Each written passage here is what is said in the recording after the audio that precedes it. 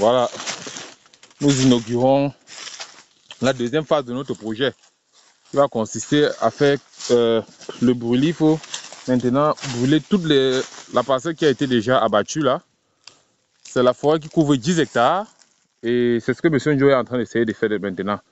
Bon, est-ce que tu peux déjà nous présenter les critères sur lesquels tu te bases pour pouvoir lancer un feu? Alors là, bonjour à tous.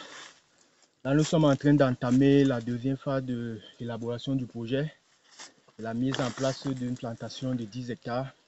Là, nous sommes dans la phase brûlis. Bon, présentement, pour choisir les sites où on va mettre le feu, il faut que la densité du feuillage sec soit importante.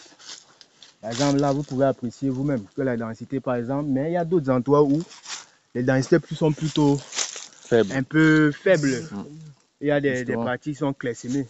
Donc, on se base sur ça pour qu'il y ait une continuité dans le brûlé. Parce que là, plus on ne peut pas couvrir le feu partout, il faut quand même qu'il y ait une continuité dans le brûlé. Ouais. Donc, pour ce faire, on a quand même du matériel là. On a un combustible, ça c'est, vous pouvez voir les feuilles de plantain. Ça peut être du papier ciment, du nylon, toute chose qui peut concourir à éveiller le feu. Puisque nous sommes dans une zone forestière, ce qui est sûr, à 10h30 du matin, 11h, il n'y a pas peut-être assez de soleil pour faciliter le départ du feu. Donc on l'active avec un peu de combustible et on a là du pétrole. Et vous pouvez voir, on s'est préparé, il y a du papier ciment. Donc c'est dans ce que nous faisons. Quand nous avons donc enfoui cela, on passe directement à la mise en feu.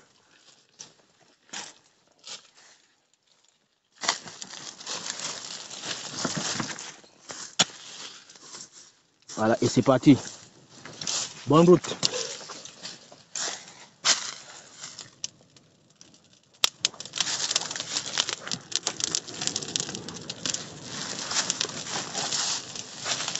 Et après, on va continuer tout simplement. On continue le bonhomme du chemin.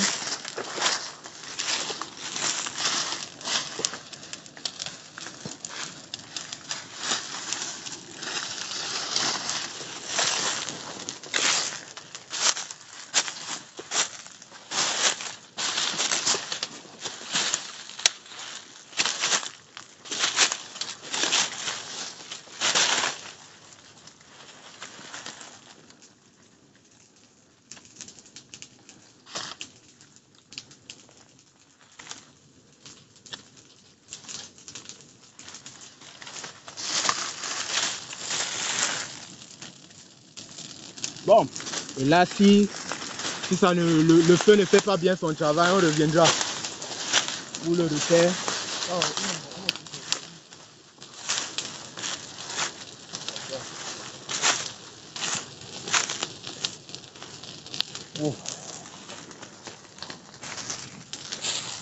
Ok.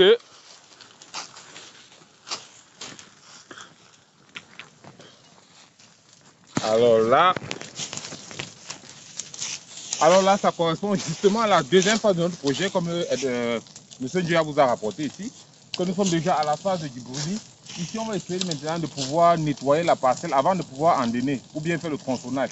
Parce que vous voyez, dans une forêt pareille, on ne peut pas directement commencer à tronçonner les arbres avec une telle cime aussi importante et dense qu'elle soit. Donc c'est pourquoi nous allons attaquer la phase de brûlis. Après le brûlis, nous allons passer au tronçonnage. Vous allez voir l'équipe des SPIOC, la nouvelle équipe qui sera là pour faire le tronçonnage.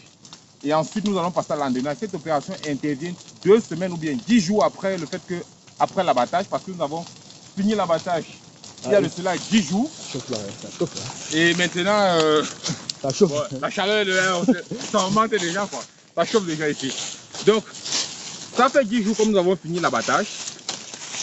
Et vous avez demandé où est-ce que nous étions passés. C'est parce que justement, il y a une phase de répit ou une phase de repos. On ne peut pas vous lâcher des vidéos journalières. Donc, 10 jours sont passés déjà depuis l'abattage et c'est maintenant le brûlis. Après ce brûlis, si nous allons passer au tronçonnage, parce que lorsque les branches seront brûlées, les feuilles mortes seront brûlées, il va rester juste les troncs qui vont être tronçonnés et transportés le long de la parcelle. Donc, si vous restez connecté et abonné sur Agrida, vous allez suivre ce projet de bout en bout comme nous avions fait avec la pastèque. Pour tous ceux qui voulaient lancer la culture de la pastèque, vous pouvez déjà regarder derrière nous comment est-ce que nous avions fait la culture de la pastèque dans d'autres vidéos. Donc ici, nous serons également en train de lancer 2 hectares de culture maraîchère et 10 hectares de culture annuelle.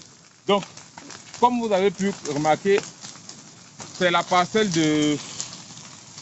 Ici, c'est la parcelle de banane plantain. Nous avons attaqué la parcelle banane plantain.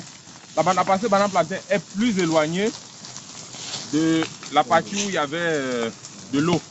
La partie où il y aura maintenant de l'eau qui longe la rivière qui est vers le bas fond là, c'est où nous allons faire les maraîchers. Nous allons faire 1 hectare de tomates et 1 hectare de pastèques. Donc sur ce, bon visionnage et abonnez-vous pour tous ceux qui viennent de s'abonner, de connaître notre chaîne. C'est la chaîne AgriDario, c'est la chaîne qui promet le secteur agropastoral, c'est la chaîne qui parle d'agriculture au sens du terrain, au langage du terrain. Ciao, ciao.